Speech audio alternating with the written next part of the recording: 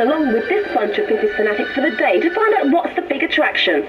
The thing that's great about the 50s is it's got its own particular style. The clothes are well tailored, the women look really glamorous, and I just love it. I prefer the early 50s, which is 40s, 50s, because I like the tailored look, and I prefer the dancing and the music.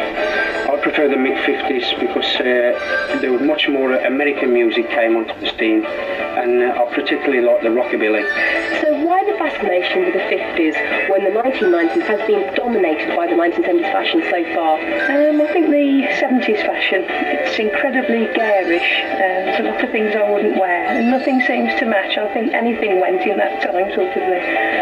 I prefer the 50s because it had much more of an air of sophistication about the clothes, even the way people acted. It's just everything about it much better.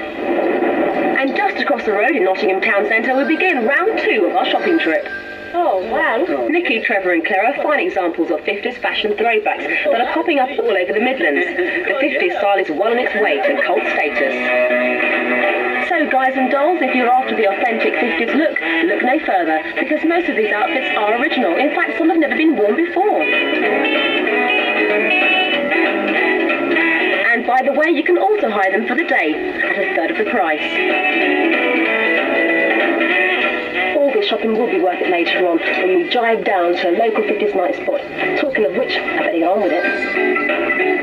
Pubs all over the Midlands are now staging 50s nights.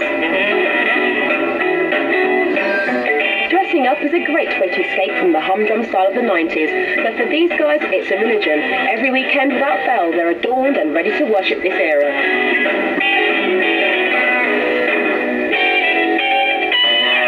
So if you fancy a bit of rock and roll, make your way down to St Anne's Community Centre in Digbeth at 3 o'clock today and drive yourself silly for £10.